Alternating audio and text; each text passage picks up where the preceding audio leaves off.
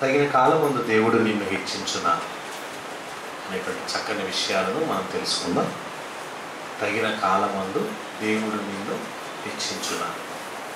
ప్రియమైన దేవుని వారలారా, మానవ జీవిత కాలంలో ప్రతి మనిషికి కొంతకాలమే ఈ జీవిత కాలం అని, కాలం ముగిసిపోయింది, టైం అయిపోయింది, ఇక మనం వెళ్ళిపోయాము అని కొన్ని మాటలు చెబుతూ ఉంటుంటాం. అయితే కాలము అనే పదాన్ని రకరకాలుగా భావిస్తూ చెబుతూ ఉంటుంటారు. ఇప్పుడున్న కాలాన్ని వర్షాకాలం అని, తర్వాత శీతాకాలం అని, మరి తర్వాత వేసవి కాలం అని, కాలాన్ని చూసి మనం ఇది ఈ కాలము అని అంటుంటాం. తాటి ముంజలు తినాలని ఉంది అనగానే ఎప్పుడు దొరుకుతాయండి మనకి? వేసవి కాలంలో దొరుకుతాయండి అని అంటారు. ఒకప్పుడు మామిడి పండ్లు తినాలని అనగానే ఎప్పుడు దొరికేవి? వేసవి కాలం అనేవాళ్ళు. అలాగే కొన్ని కాలాలను బట్టి, ఋతువులను బట్టి ఆహార పదార్థాలు కానీ, అలాగే కాలాలను బట్టి, ఋతువులను బట్టి తినే ప్రతి పంట కూడా పండేటువంటి రోజులు సీజన్ వారి ఫుడ్స్ అంటారు.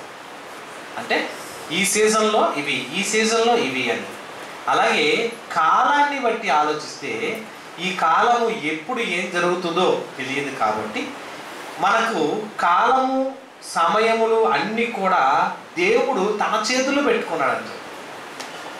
అప్పుడప్పుడు అంటుంటారు, ఎవరైనా మన మీద గర్వంగా ప్రవర్తించినా, ఎవరైనా హేళనగా మాట్లాడినా, అప్పుడు పెద్దలు కొంతమంది అనేవాళ్ళు, ప్రతి కుక్కకే ఒక రోజు వచ్చింది లేదా అంటారు. ఎందుకంటే కుక్కతో పోలుస్తారు మనుషుల్ని. ప్రతి కుక్కకి ఒక రోజు వచ్చిందిలే అంటుంటారు. అంటే నీ రోజు ఎప్పుడు అనేది నీకు తెలియకపోయినా ఒక టైం వస్తుంది నాకు అంటుంటారు. కొంతమంది రాజకీయ నాయకులు కూడా అంటుంటారు. ఏమనంటే వాళ్ళు అంటారు, కానీ మీ టైం ఇలా ఉంది, మాకు ఒక సమయం వస్తుంది, మాకు ఒక కాలం వస్తుంది, అప్పుడు మేము చూసుకుంటాం అని అంటారు. అంటే ఈ రాజకీయ నాయకులు చేసే కార్యక్రమాలు మరొక రాజకీయ పార్టీ వాళ్ళకి నచ్చక వాళ్ళు మాకు ఒక సమయం వస్తుంది, మాకు ఒక టైం వస్తుంది, అప్పుడు మేము చూస్తాం అని అంటారు.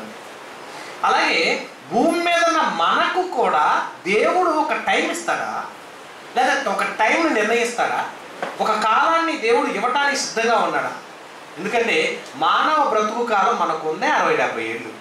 ఈ 60-70 ఏళ్ళలో మానవ జీవిత కాలంలో ఎన్నో ఒడిదుడుకులు, ఎన్నో ఆటుపోట్లు, ఎన్నో ఇబ్బందులు, ఎన్నో ఆటంకాలు.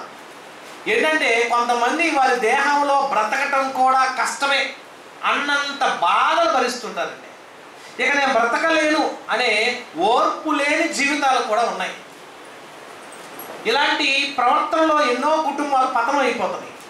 ఇలాంటి జీవితాల్లో ఎన్నో కుటుంబాలు అనుకోకుండా చిన్నాభిన్నం అయిపోతాయి. మరి ఇలాంటి జీవితాలలో ఇలాంటి వారికి కూడా దేవుడు ఆదుకుంటాడా? ఆదుకోడా? దేవుడు ఆదుకోవాలంటే ప్రకృతిలో ఉన్న ప్రతి దాన్ని దేవుడు ఆదుకుంటూనే ఉన్నాడు. అంటే భూమి మీద ఉన్న సకల జీవరాశులకు జీవితాన్ని ఇచ్చింది ఎవరు? దేవుడే. అన్నిటినీ పోషిస్తుంది దేవుడే. అన్నిటికీ ఏ కాలంలో ఏది ఇవ్వాలో ఇచ్చేవాడు దేవుడే. ప్రకృతినే ఎంత ప్రేమిస్తున్న దేవుడు, ప్రకృతి కంటే గొప్పవాడు, ప్రకృతి కంటే ఘనుడు, ప్రకృతి కంటే దేవుడు ప్రేమకు లోబడిన వాళ్ళు ఎవరయ్యా అంటే మనుషులే. మనల్ని ప్రేమించదంటే మనమంటే ఇష్టం ఉండదా? మనమంటే నమ్మకం ఉండదా? ఎందుకంటే ప్రకృతిలో ఉన్న ఒక విషయాన్ని మనం ఆలోచిస్తే చూడండి, అపోస్తల కార్యముల్లో 1వ అధ్యాయం 7వ వచనంలో అంటున్నాడు కాలములు. చూడండి, అపోస్తల కార్యములు 1వ అధ్యాయము 7వ వచనంలో అంటున్నాడు కాలములను, సమయములను తండ్రి తన స్వాధీనమందు ఉంచుకున్నాడు. చాలు, తండ్రి తన స్వాధీనం ఉంచుకున్నాడు. అంటే జరిగేది, జరగబోయేది, జరుగుతున్నది, ఎప్పుడు నీకు ఏం చెయ్యాలో, ఎలా చెయ్యాలో, ఎప్పుడు నీకు ఏది ఇవ్వాలో, ఎలా నిన్ను రక్షించాలో అంతా కూడా ఆయనకి తెలిసేది.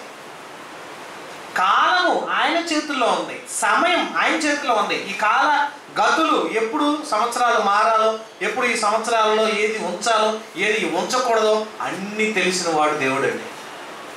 మనం అనుకుంటాం నా భవిష్యత్తు బాగుంటుందండి, నేను ఈ ఉద్యోగం కొడితే నా జీవితం, నా చక్రం తిరిగిపోద్దండి, నా భవిష్యత్తు చాలా ఉన్నతంగా ఉంటుంది, ఇంకెవ్వరికి అందనంత ఎత్తుకు ఎదిగిపోతాను అని నువ్వు అనుకుంటావు.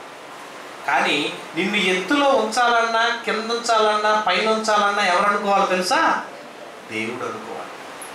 దేవుడికి అవకాశం ఇవ్వట్ల మనుషులు. మనం ఎప్పుడు కూడా దేవుడికి అవకాశం, సొంత ప్రయత్నాలే మనం చేస్తున్నాం.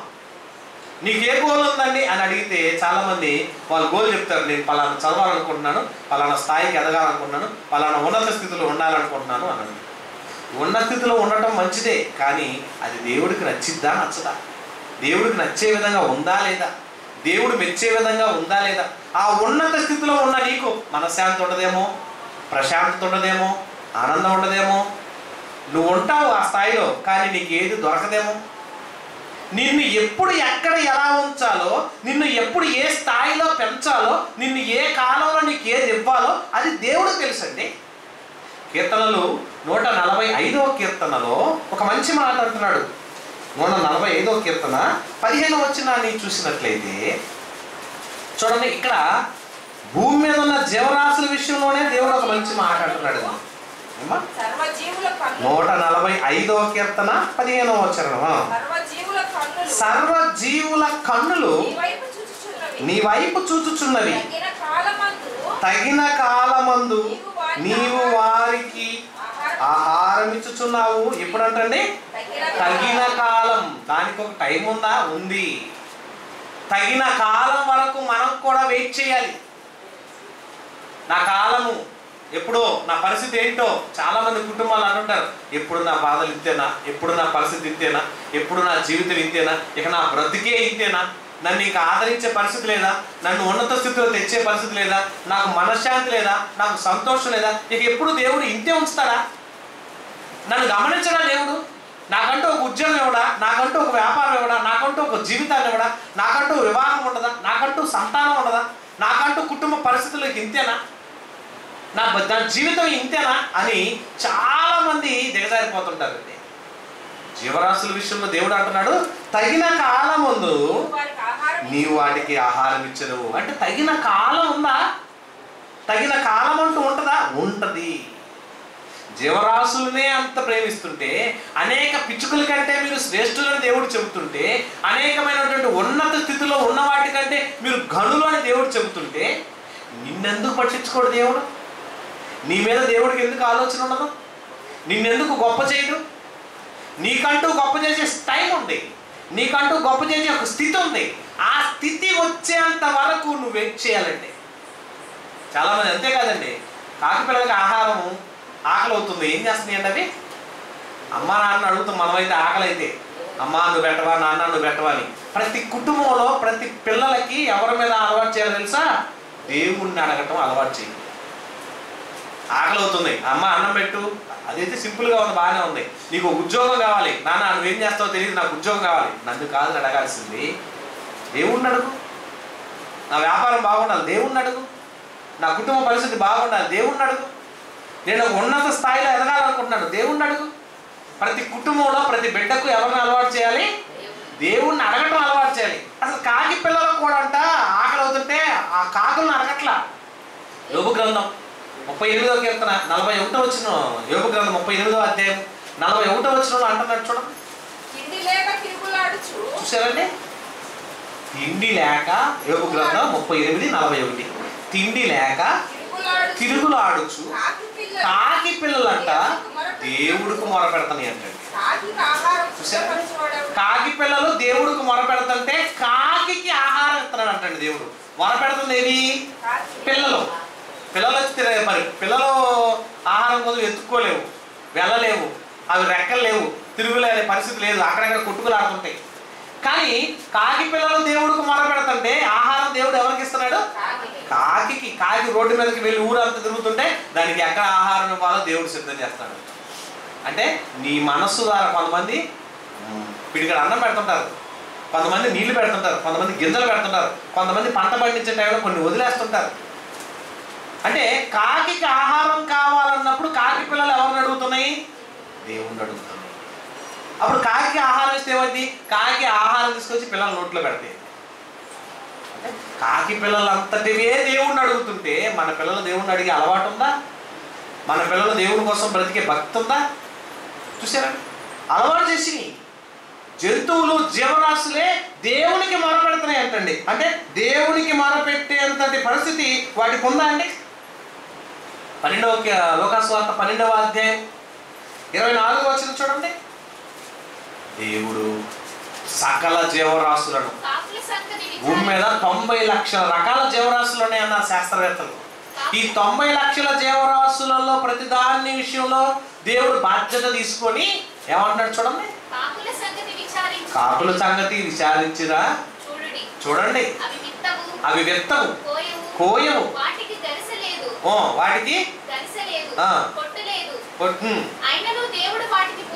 ఆయనను దేవుడు వాటిని పోషిస్తున్నాడు.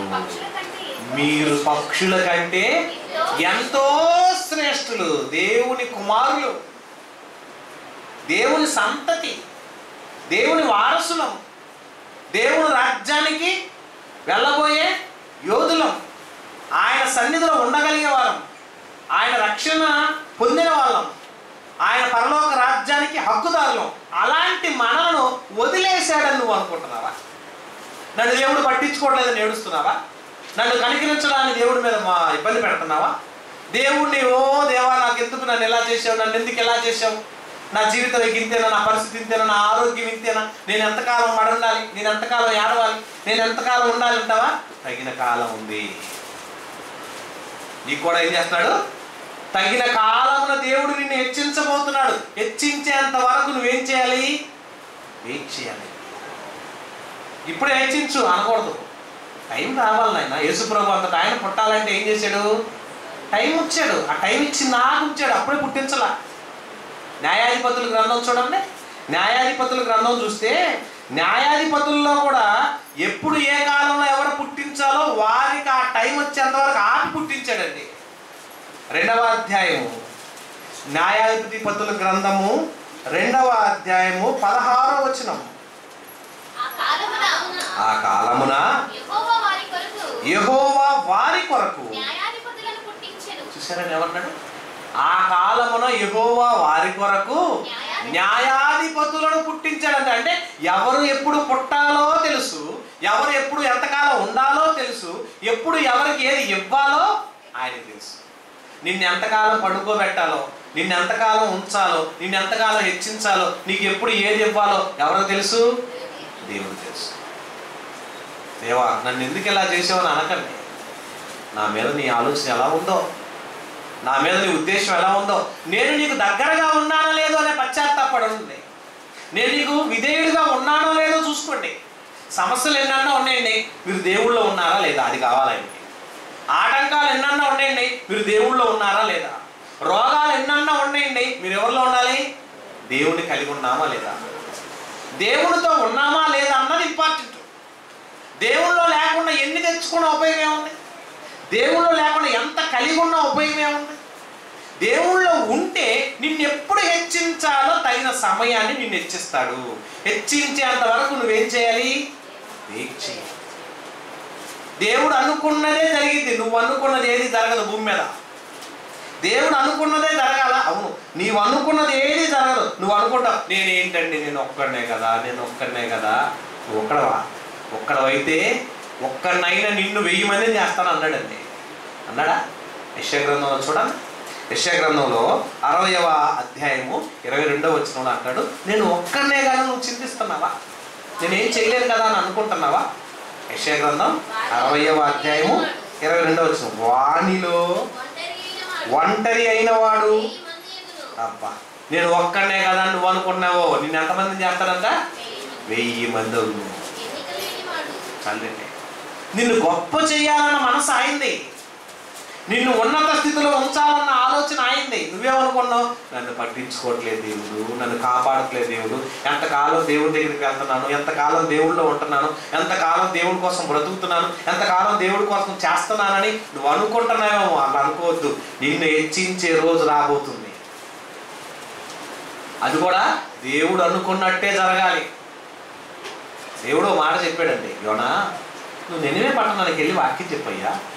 నువ్వు వాక్యం చెబితే నువ్వు కరెక్ట్ సమాధానం, నువ్వే అక్కడ కరెక్ట్గా చెప్పగలవు, నువ్వే అక్కడ సరైన నాయకుడివి, నువ్వు చెబితేనే మారతారు.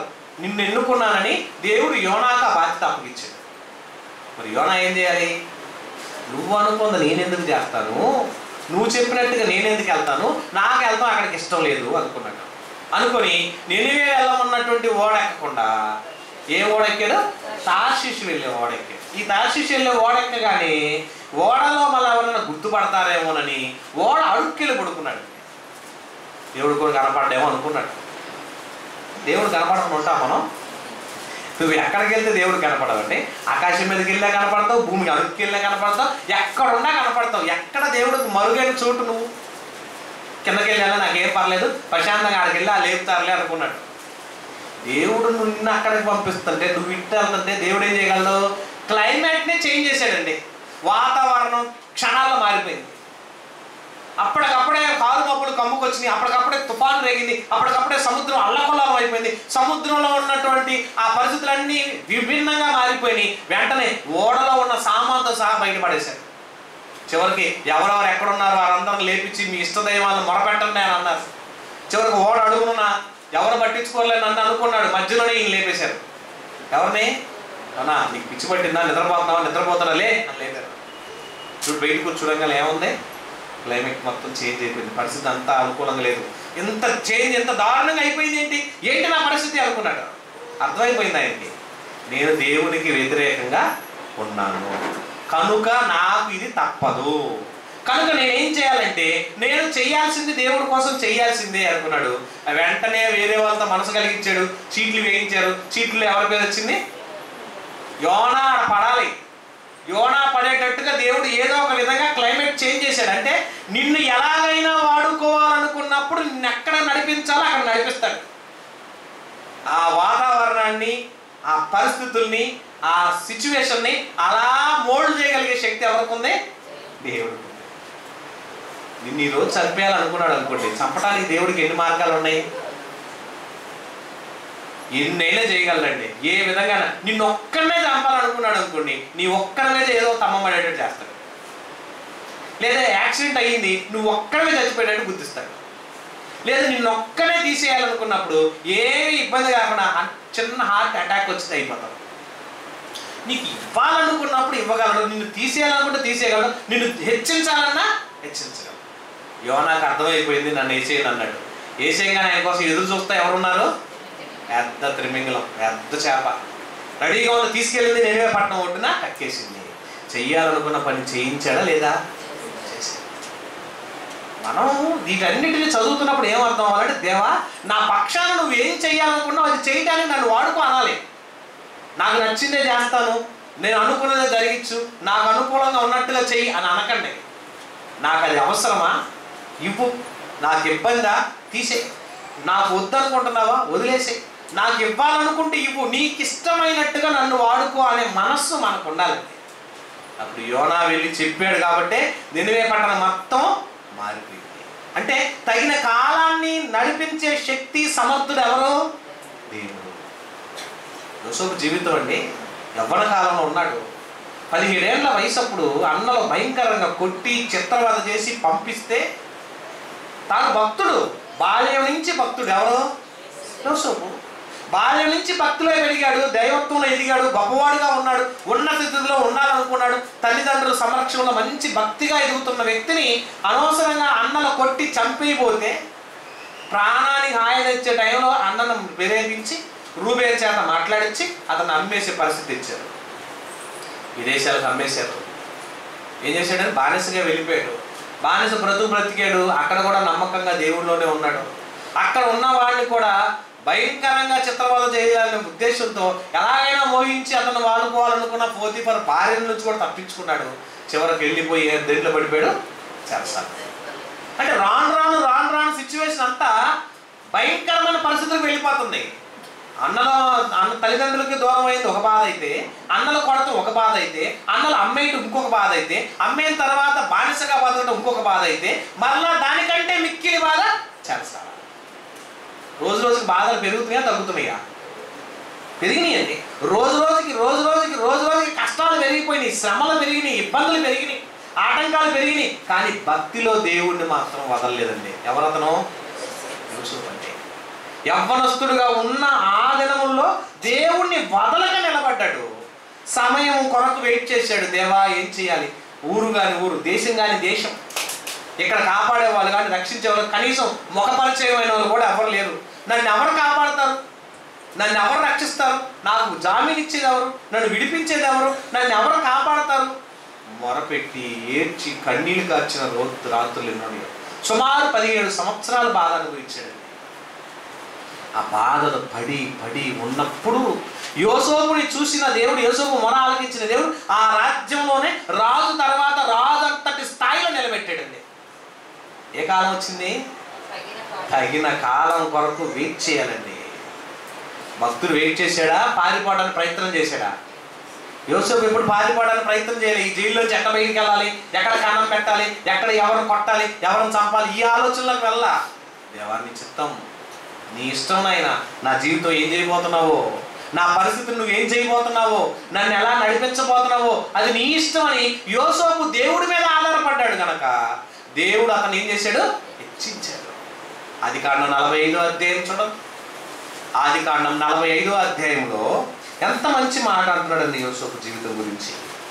ఆదికాండం 45వ అధ్యాయం 5వ వచనం నుంచి 7వ వచనం వరకు. అయినను నేను ఇక్కడికి వచ్చినట్లు, అన్నలు కలిసినప్పుడు అన్నలతో మాట్లాడుతున్నాడు. నేను ఇక్కడికి వచ్చినట్లు మీరు నన్ను అమ్మివేసినందుకు దుఃఖపడకండి, అది మీకు సంతాపం పుట్టింపనీయకుడి. ప్రాణ రక్షణ కొరకు దేవుడు మీకు ముందుగా నన్ను పంపెను. దేవుడు ప్రణాళిక ఎక్కడికి ఉంది?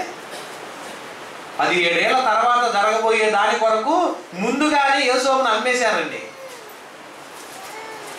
రాబోయే భయంకరమైన కరువులో అన్నలను వాళ్ళ కుటుంబాలను రక్షించడం కొరకు యోసేపును దేవుడు తన జీవితంలో ఒక మార్గాన్ని నడిపించాడు. నిన్న ఒక రూట్ చీలుస్తున్నాడంటే, నిన్నో వ్యక్తికి పరిచయం చేస్తున్నాడంటే, నిన్నో వ్యక్తితో సహవాసం ఉంచుతున్నాడంటే కొంతకాలమే. ఒక జీవిత భాగస్వామిగా మారుస్తున్నాడంటే అది దేవుని నిర్ణయం. దేవుడు నాకు ఇచ్చిన భర్త అని ప్రేమించండి, దేవుడు నాకు ఇచ్చిన భార్య అని ప్రేమించండి, దేవుడు నాకు ఇచ్చిన సంతతి ప్రేమించండి. యోసేపును కూడా తల్లిదండ్రులకు దూరం చేస్తాడంటే అది దేవుని చిత్తమై ఉందంటండి. మనందరి ప్రాణ రక్షణ కొరకై మీకంటే ముందుగా దేవుడు నన్ను ఎంత నమ్మాడంటే, దేవా నువ్వు నన్ను ఎందుకు ఇక్కడ పంపించావో, నువ్వు ఏ పని నిమిత్తం పంపించావో, ఎందుకు చేయాలనుకున్నావో, నీ చిత్తం ఏమైందో లోపడ్డాడండి. మనకు కూడా ఏదో చిన్న ప్రాబ్లం వచ్చింది, ఆరోగ్యం ప్రాబ్లం అవ్వచ్చు, వ్యాపార ప్రాబ్లం అవ్వచ్చు, ఆటంకాలు అవ్వచ్చు, అవమానాలు అవ్వచ్చు. దేవుని చిత్తం కొరకు వెయిట్ చేయండి.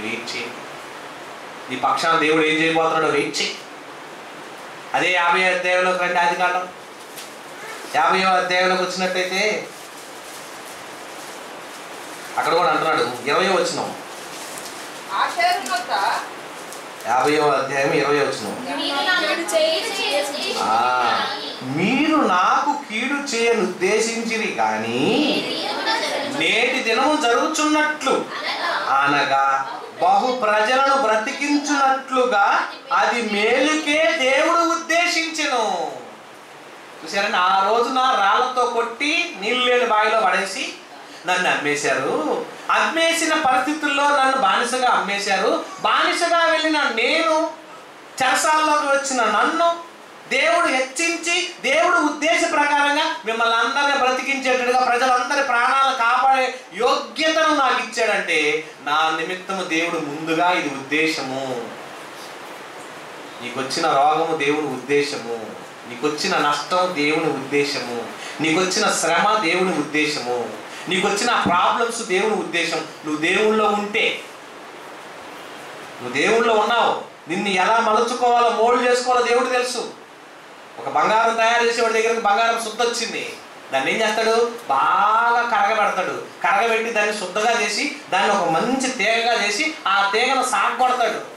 దాన్ని మంచి అందమైన నగ్గా చేయాలంటే ఎన్ని దెబ్బలు కొట్టాలో, ఎంత కరగబెట్టాలో, ఎంత సాగదీయాలో. నన్ను ఎందుకు ఇలా కొడుతున్నారు, నన్ను ఎందుకు ఇలా సాగదీస్తున్నారు అని అంటే రాజుల చేతిలో రాజుల ఆభరణంగా మార్చబోతున్నాడు నిన్ను. రాజుల మెడలో దండగా నిన్ను మార్చబోతున్నాడు. ఒక రాజు అధికారం కలిగిన రాజు చేతిలోకి వెళ్ళబోతున్నావు అంటే నువ్వు ముందుగా నలగొట్టబడుతున్నావు, శోధించబడుతున్నావు, కరగబడుతున్నావు, ఎంత ఇబ్బంది పెడుతున్నారు. ఘనతకి నిన్ను వెళ్ళడం ముందు ఒక శోధన నీకు ఉంటుంది. నిన్ను హెచ్చించడానికి దేవుడు చేస్తున్న ప్రయోగం. తగిన కాలంలో హెచ్చించాలంటే ఏ కాలంలో నువ్వు రావాలో అది దేవుడి నిర్ణయం. యేసుప్రభు ముందుగా పోతానంటే పంపించలా. సృష్టి అంతా పుట్టించినప్పుడు దేవుడు ఉన్నాడు, యేసుప్రభు ఉన్నాడా? ఉన్నాడు. సృష్టిలో ఉన్న వాటిని కలిగించేటప్పుడు యేసుప్రభు ఉన్నాడా? ఉన్నాడు. మోషే కాలంలో ఉన్నాడా? మోషే కాలంలో, అబ్రహాము కాలంలో, ఇస్సాకు కాలంలో, దావీదు కాలంలో, వారందరి కాలాలు ఎవరికి తెలుసు? యేసుప్రభు తెలుసు. కానీ యేసుప్రభును ముందుగా ఎంటర్ చేయాల. ఎప్పుడు ఎంటర్ చేశాడు? తగిన కాలం. గలతీ పత్రిక 4వ అధ్యాయం 5వ వచనం చూడండి. ఆ టైం వచ్చేంత వరకు ఆపాడండి. అప్పటి వరకు వెయిట్ చేయి, అప్పటి వరకు ఆగు. గలతీ పత్రిక అయితే ఏమన్నాడండి? కాలము పరిపూర్ణమైనప్పుడు దేవుడు తన కుమారుణ్ణి, నాయన నీ టైం అయింది నాయన, నువ్వు వెళ్ళే కాలం వచ్చింది, నువ్వు వచ్చే సమయం వచ్చింది, ఇక నువ్వు ఎంటర్. తగిన కాలమున దేవుడు నిన్ను హెచ్చించడానికి సిద్ధంగా ఉన్నాడు. నా పరిస్థితి ఎలా అయిపోతుంది, నా పరిస్థితి ఎలా ఉంది, ఎలా ఉంది, ఎలా ఉంది, ఎంతకాలం ఎంతకాలం ఎంతకాలం ఎంతకాలం అనుకోమాకండి. నీకు టైం, తగిన కాలం. ఏ కాలంలో ఏది ఎలా ఉండాలో ప్రసంగి గ్రంథం 3వ అధ్యాయం 11వ వచనం అంటున్నాడండి.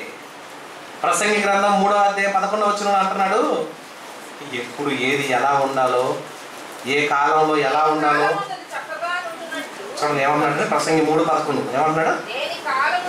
దేని కాలమందు అది చక్కగా ఉండునట్లు సమస్తమును ఆయన నియమించి ఉన్నాడు. దేని కాలంలో అది చక్కగా ఉంటున్నట్లు, అది ఆ టయానికి బాగుంటుంది, అది ఆ టయానికి వస్తుంది, అది ఆ టయానికి ఉంటుంది. ఎప్పుడన్నా పెళ్లి చేయాలన్న పెళ్లి కూతురు మేము వెళ్ళేటప్పుడు చూసాండి, చిన్నప్పుడు చూశానండి అంటారు. చిన్నప్పుడు చూసినప్పుడు ఎలా ఉంది అంటారండి?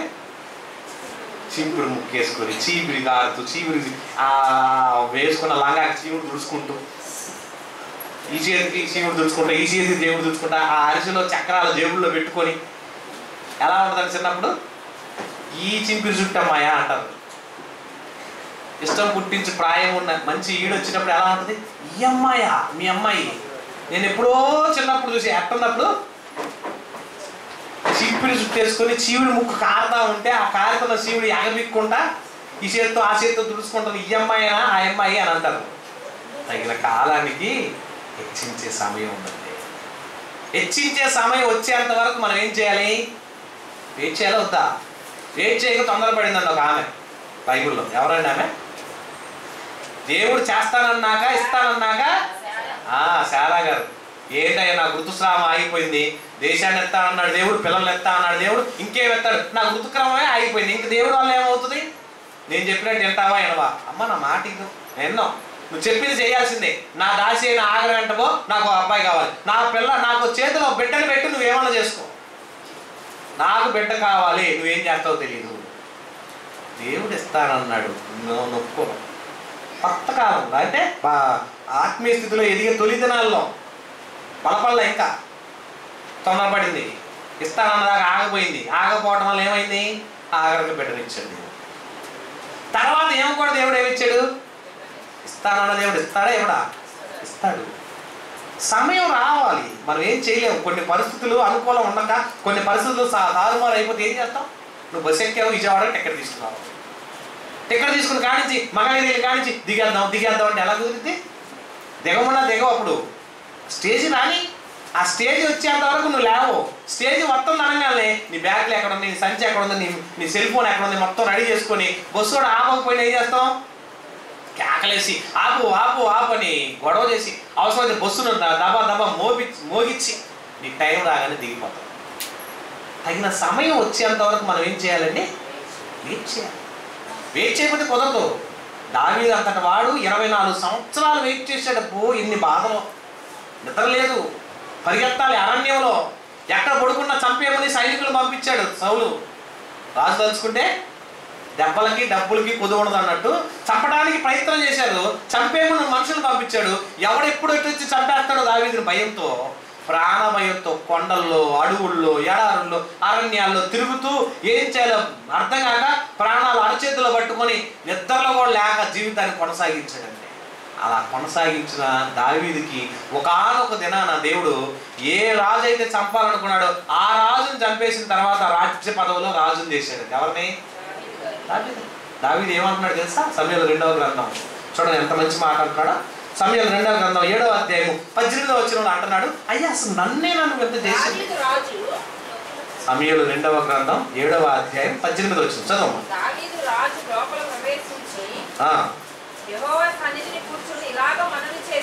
దేవుని సందులో మోకాలు దండేసి చక్కగా దేవుని సందులో ప్రార్థన చేస్తూ ఒక మంచి మాట దేవుడితో అన్నాడండి. నా ప్రభువా యెహోవా.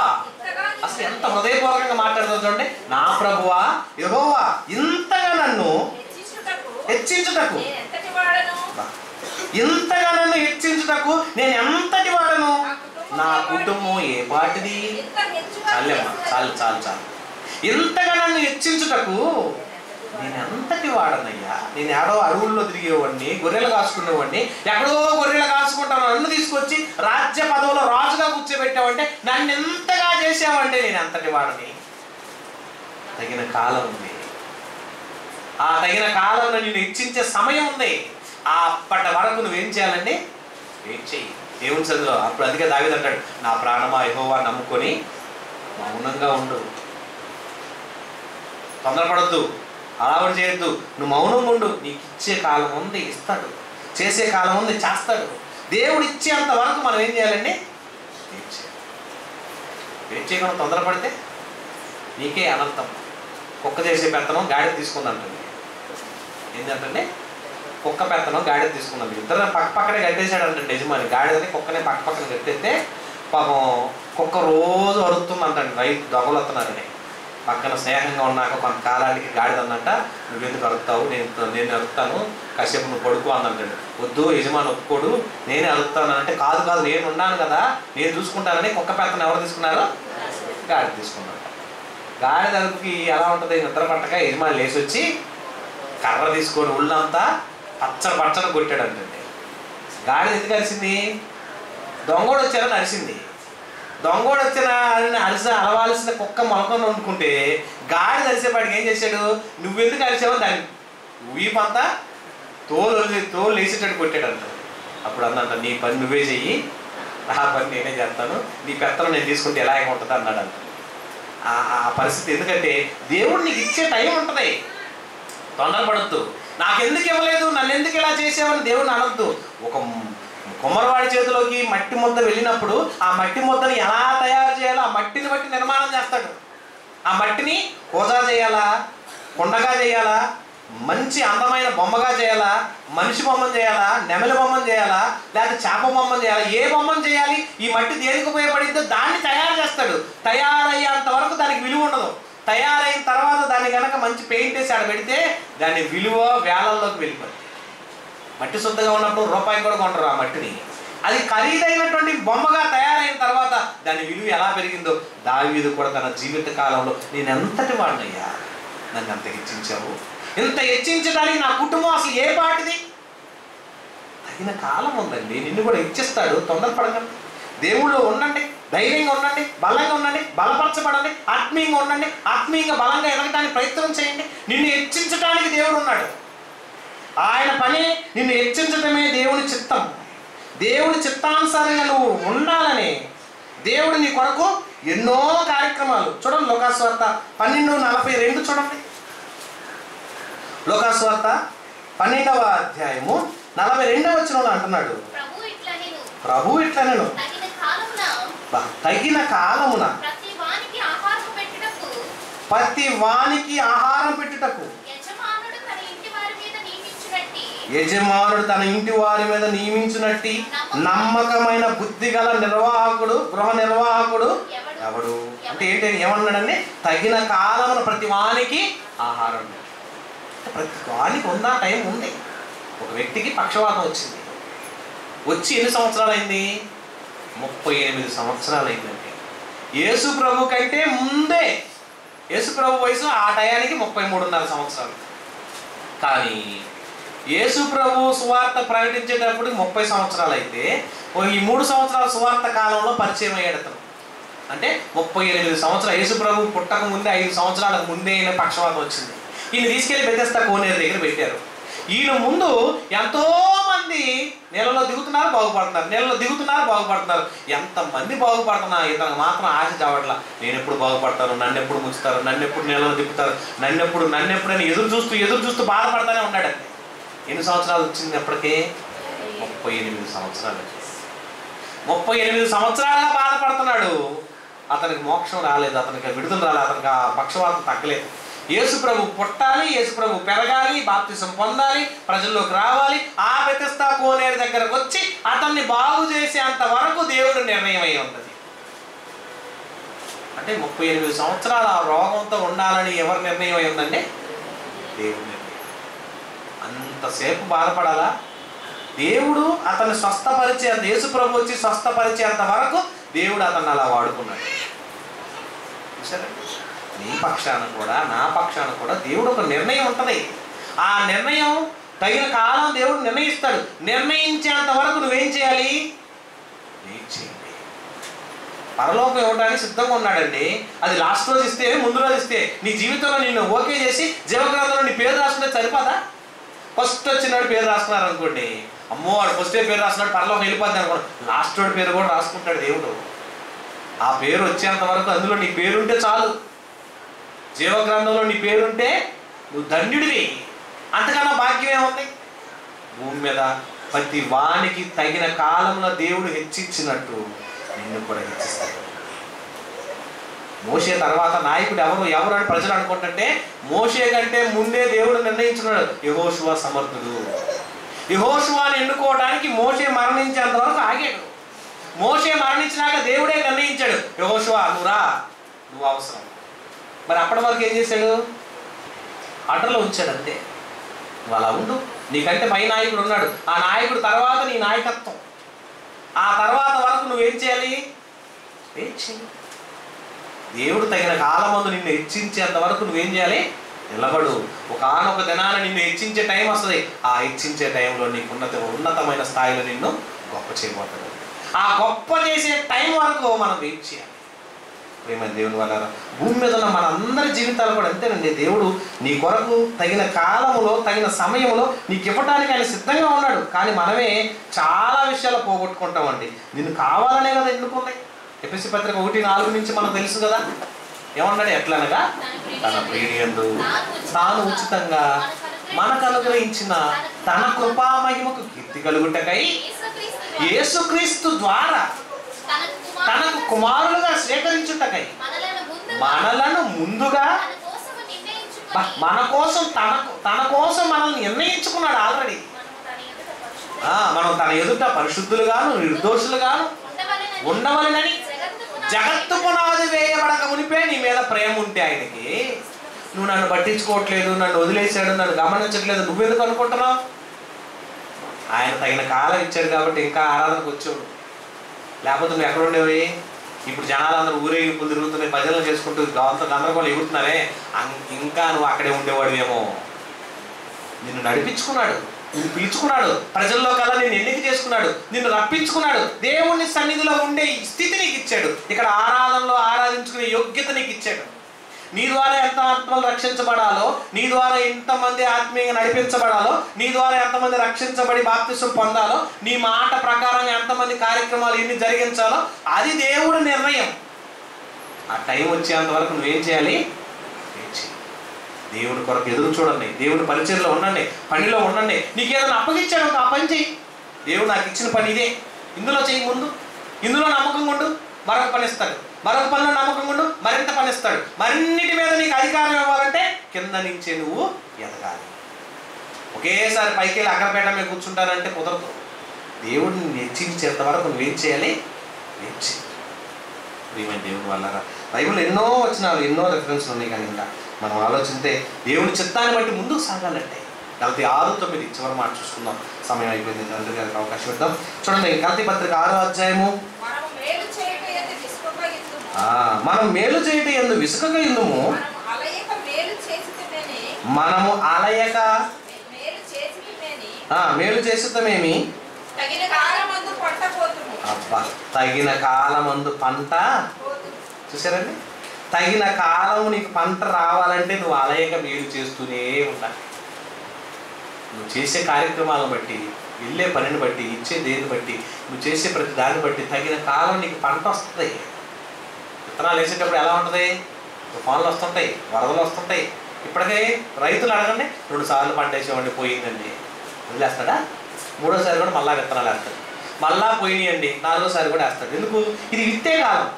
విత్తే కాలం, విత్తేస్తే కోతకు వచ్చే టైంలో కోసుకోవడానికి వెళ్ళే అవకాశం ఉంటుంది. విత్తే కాలం ఎత్తకపోతే ఇప్పుడు నీకు దేవుడు పరీక్ష పెట్టాడు, మంచి టైం ఇది. దేవుడి కోసం ఎంత చేస్తావో చెయ్యి, ఎంతతో ఎంత చేయగలవో చెయ్యి. మనమేమనుకుంటుంది, ఏం సంఘం అండి మన సంఘం, ఏ కాదు ఈ అంటారు, ఇదేం సంఘం అండి బాబు. ఆ సంఘాల పోతే అడిగేవాళ్ళు లేడు, పట్టించుకునేవాళ్ళు లేడు. నీకు తెలియట్లే ఇక్కడ ఎందుకు ఇవ్వడం తెలుసు. నీ పంటే పెరుగుతుంది, ఇక్కడ నీ పంటకే ఫలం పెరుగుతుంది. ఏమంటున్నాడు? ఆ వచ్చిన చదవండి 6:9 మరలా చదవండి, ఎంత బాగుందో. మనం మేలు చేయుట యందు విసుకక యుందుము, అలయక మేలు చేయుదుము, తగిన కాలమున. పరలోకంలో నీ ఫలం అధికం అవ్వాలంటే ఇక్కడ ఇద్దే కదండి నీకు వచ్చేది. అక్కడ ఇక్కడ విత్తితే కదా పంట వచ్చేది. 100 ఎకరాలు వేసిన వాడికి 400 బస్తాలు వస్తాయి, ఇంటికి 4000 బస్తాలు వస్తాయి. 1 ఎకరం వేసిన వాడికి ఎన్ని వస్తాయి? 40 బస్తాలే వస్తాయి. నాకు 40 వచ్చినాయి, వాడికి 4000 బస్తాలు వచ్చినట్టు. వాడు 100 ఎకరాలు విత్తాడు. నువ్వు విత్తే టైంలో అతను 400 ఎకరాలు విత్తాడు, లేదా 500 ఎకరాలు విత్తాడు. ఈ విత్తే కాలం అందరికి ఒకటే, విత్తే టైం అందరికి ఒకటే. కానీ విత్తే టైంలో అందరు విత్తారు. విత్తినంత దాన్ని బట్టి ఫలం వచ్చినట్టు, ఇచ్చే టైంలో నీకు ఇచ్చిన టైంలో చేసిన కొనగా నీకు ఫలితం ఇస్తాడు పరలోకంలో. ఆ ఫలం రావాలంటే ఏం చేయాలి? నువ్వు విత్తే టైంలో విత్తు, ఫలం ఇచ్చే టైంలో తగిన కాలం ముందు నీకు ఫలం ఇస్తాడు. ఆ తగిన కాలం కొరకు నువ్వు ఎదురు చూడు, పని చెయ్యి, పరిచర్య చెయ్యి, విసుకక చెయ్యి, అలయక చెయ్యి, నాకు తప్పదు అన్నట్టుగా చెయ్యి. ఇప్పుడన్నా ఎవరికొకరు బాధ్యత అప్పగించావు అనుకోండి, అది ఏముందని వదిలేస్తున్నారంటే, నాకు ఇది తప్పదు అని బాధ్యత తీసుకోండి, చెయ్యి తప్పదు. రాత్రి 2:30, 3 ఇంటికి వెళ్ళి పడుకొని 4:30కి అలారం మోగుతుంటే లేవాలా అనిపిస్తుంది మనసు. లేవాలా అంటే నువ్వు లేకపోతే ఇంకెవరు లేగుతారు. పడుకోమంటుంది మనసు. శరీరం ఏం చేస్తుందని, ఇప్పుడే వచ్చింది పడుకో, వదిలేసి ఎవరో ఒకరు చూసుకుంటారు అంటుంది. వదిలేస్తే ఎవరు పట్టించుకుంటారు? నీకు తప్పదు కదా అంటుంది మన ఆత్మ. అప్పుడు ఏం చేయాల్సి వస్తుంది తెలుసండి? 4:30కి లేచి బద్ధకంగా ఉన్నా స్నానం చేసి ఇంకా ఆడికి వెళ్ళి కూర్చొని ఫోన్లు చేసి ఒక్కొక్కరిని లేపుతూ ఉంటే మనసు ప్రశాంతం ఉంటుంది. 6 అవ్వగానే ఇంకా హ్యాపీ అనిపిస్తుంది. ఎందుకు? తప్పదు. మనకు పని అప్పగించబడింది, అది నీకు తప్పదు. నీకంటూ పని అప్పగించారు, అది నీకు తప్పదు. తప్పని పని నువ్వు చేయాల్సిందే. చేసావనుకోండి, ఎవరు సంతోషపడతారు? దేవుడు సంతోషం. ఒక ఆత్మ రక్షించబడ్డా, ఒక ఆత్మ దేవుని వాక్యం విన్నా, ఒక ఆత్మ ఒక దేవుని వాక్యం అందించిన, ఒక ఆత్మ కొరకు దేవుని కూడిక పెట్టించిన, ఒక ఆత్మ కొరకు నువ్వు ప్రయాసపడ్డా, నిన్ను బట్టి ఎవరు సంతోషపడతారు? దేవుడు సంతోషపడతాడు. తగిన కాలంలో నిన్ను దేవుడు మళ్ళా హెచ్చిస్తాడు. హెచ్చించే సమయం రావాలంటే ఆ సమయం కొరకు నువ్వేం చేయాలి? ఇచ్చేద్దాం, దేవుని పనిలో ముందుకు సాగుదాం. కళ్ళు మూసుకొని ప్రార్థన చేసుకుందాం. జీవము కలిగిన తండ్రి, సర్వమును ఎరిగిన దేవుడు తండ్రి, మమ్మల్ని ఎప్పుడు హెచ్చించాలో, ఎంతగా ఉంచాలో, ఎక్కడ ఉంచాలో ఎరిగిన వాడు తండ్రి. నిన్ను గుర్తెరిగి బ్రతికే భాగ్యాన్ని మాకు ఇవ్వమని, నీకు ఇష్టానుసారంగా జీవించే అవకాశం ఉంటాయి. యోబు లాంటి భక్తుడు ఎన్నో సంవత్సరాల బాధ అనుభవించాడు, కానీ తగిన కాలం అతను మరలా నువ్వు హెచ్చించావు. యోసేపును మరలా హెచ్చించావు, ఉన్నత స్థితిలో ఉంచావు. దావీదును అంతకంతకు హెచ్చించావు, ఒక ఉన్నత స్థితిలో ఉంచావు. తండ్రి, మేము నీ పనిలో, కష్టముల్లో, శ్రమల్లో, నిందల్లో, అవమానాల్లో ఉంటే యేసుప్రభు అంతటా ఆయన్నే పరిశుద్ధుడిగా తీర్చి ప్రాణాలు పెట్టే స్థాయికి ఎదిగించిన ఆ ప్రాణాలు పెట్టిన ఆయన మరలా తిరిగి హెచ్చించబడే స్థితిని తీసుకొచ్చారు. మమ్మల్ని కూడా మీరు పిలిచారు, మమ్మల్ని కూడా ఎన్నుకున్నారు, మా ద్వారా కూడా ఈ కార్యక్రమాలు జరిగించాలనుకున్నారు. మమ్మల్ని కూడా తగిన కాలంలో హెచ్చించడానికి మీరు సిద్ధంగా ఉన్నారు. ఎంతగా మేము నీ పరిచయంలో ఉన్నామంటే అది మీ ప్రేమ, మీ అదృష్టం, మా అదృష్టంగా భావిస్తున్నాం. తండ్రి, కూడి ఉన్న మమ్మలను జ్ఞాపకం చేసుకుని ఎత్తబడిన వాక్యమును ఈ బిడ్డల హృదయంలో ఫలింపజేసి మరింతగా బలపడి ముందుకు సాగే ధైర్యాన్ని, శక్తిని మాకు ఇవ్వమని క్రీస్తు వారి పరిశుద్ధ నామమున ప్రార్థిస్తూ వేడుకొంచున్నాము తండ్రి. ఆమేన్. అందరికీ